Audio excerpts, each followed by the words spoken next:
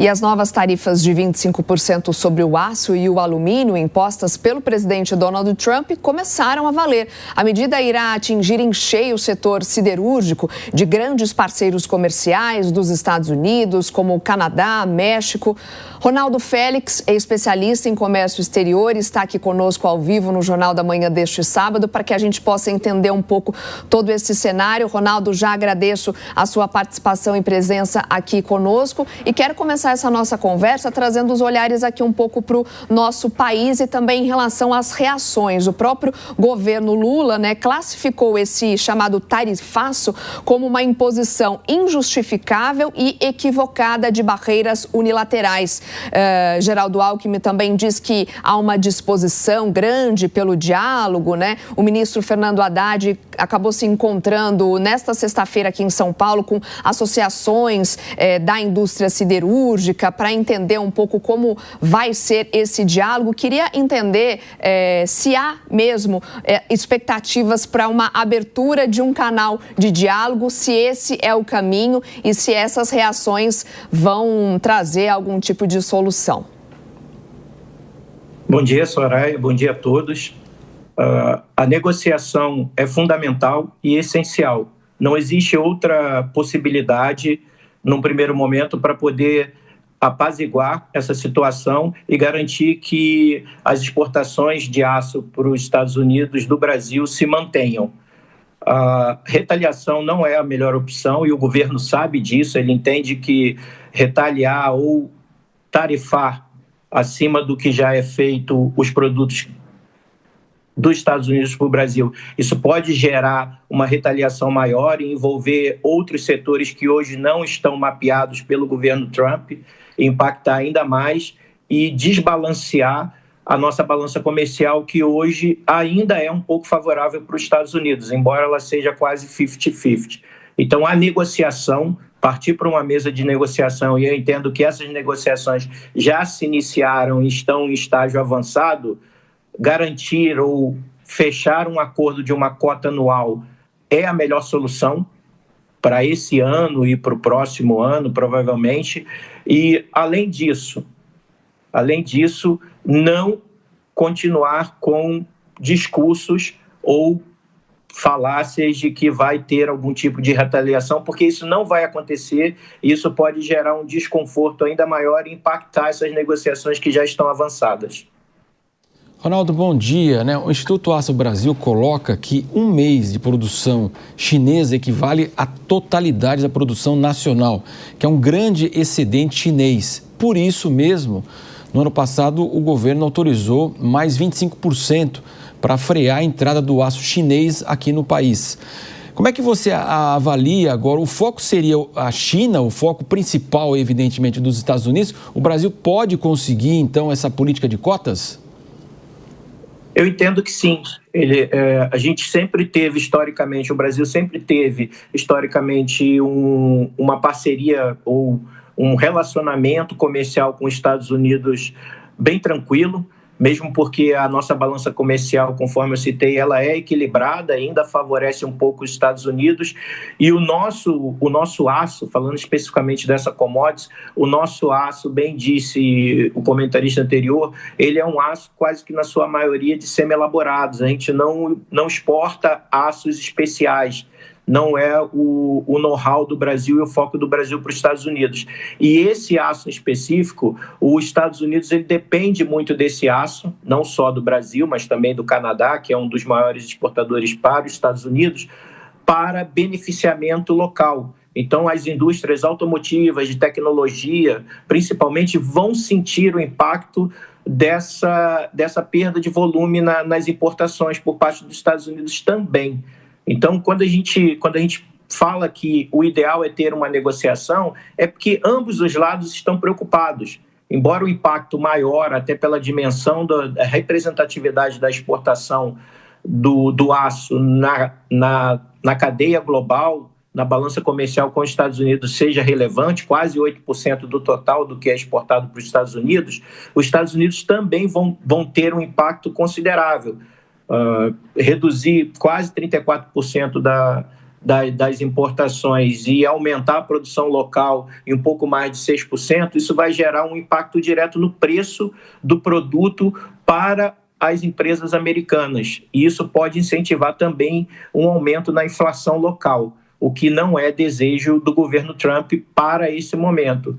Então, eu entendo que as negociações elas vão ser avançadas, e com relação à China, o Brasil ele tem que ficar preocupado sim. O aço da China é muito competitivo e ele tem que ter muita governança nessa entrada do aço aqui, justamente para evitar algum tipo de desvio nessa produção que pode estar entrando no Brasil, que foi até uma fala até do governo americano, do Trump, de que eles tinham a sensação de que o aço chinês estava entrando no Brasil justamente para fazer esse transbordo e migrar para os Estados Unidos como se fosse uma produção local, o que não é bem visto por nenhuma das partes.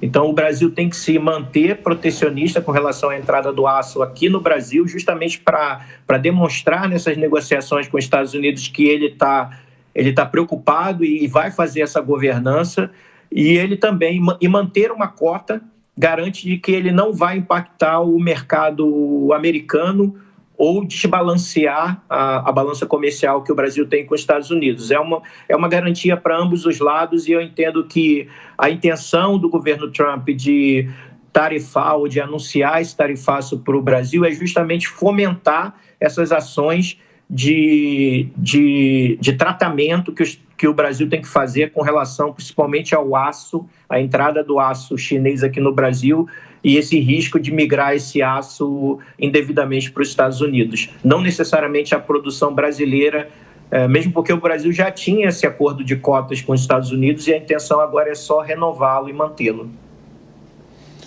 Félix, bom dia.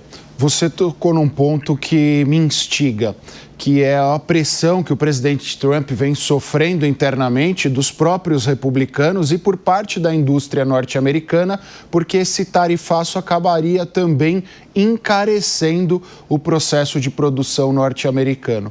No seu entendimento, você até falou sobre isso um pouquinho no final, o Trump vai acabar recuando? Ele adota essa medida para forçar o Brasil a abrir mais as portas aos Estados Unidos?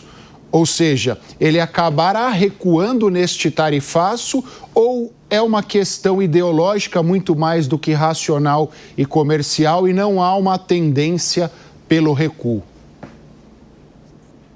Bem falado. Eu entendo que não seja uma posição mais ideológica. Embora ambos os governos tenham posições distintas, um caracterizado por direita e outro por esquerda, mas eu entendo que o relacionamento comercial do Brasil com os Estados Unidos vai além dessas disputas ideológicas.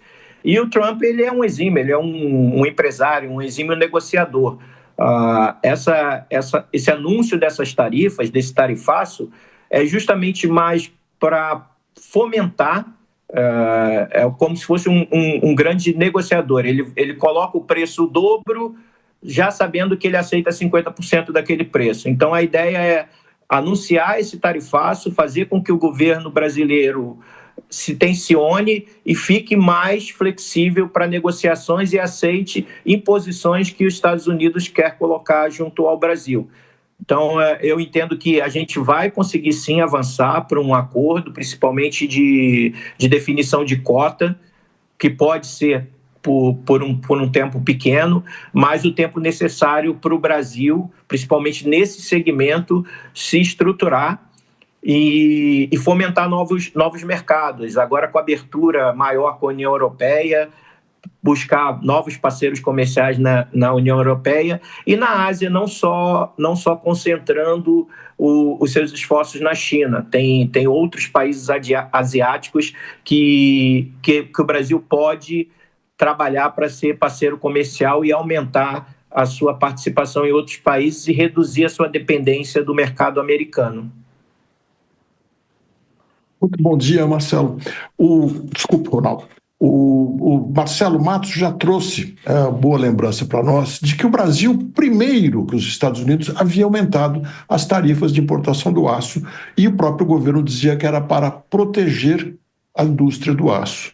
Agora eu vejo o Ministério do Planejamento, através do IPEA, Instituto de Pesquisas Econômicas, dizendo que o prejuízo vai ser de 1,5 bilhão pelas tarifas americanas, e me pergunto, como assim? Se o total das exportações do Brasil para os Estados Unidos de alumínio e aço é justamente 1,5 bilhão, vamos perder toda a exportação? Ou será que o governo estaria preparando o caminho para dar algum auxílio, algum subsídio à indústria do aço? Essas estimativas elas não são 100% precisas, né? Eles estão considerando aí um impacto na cadeia produtiva no geral. O Brasil ele deveria, não sei se será essa a intenção, com esse anúncio, potencializando o risco das perdas, mas eu ainda insisto que a negociação é fundamental para a gente manter a parceria comercial e esse volume de exportação para o mercado americano. Mas a alternativa do Brasil subsidiar a operação, a produção brasileira e fomentar principalmente o aumento da produção de aços especiais e não só semi-elaborados, que é boa parte da nossa produção e o que a gente exporta, isso pode fazer com que o mercado interno seja mais competitivo, não no primeiro momento, mas ao decorrer de um médio prazo, 2, 3, 4 anos, para que a indústria se capacite a produzir muito mais aços especiais, aumentando o número de empregos no segmento e potencializando esse mercado interno, qualificando o mercado interno.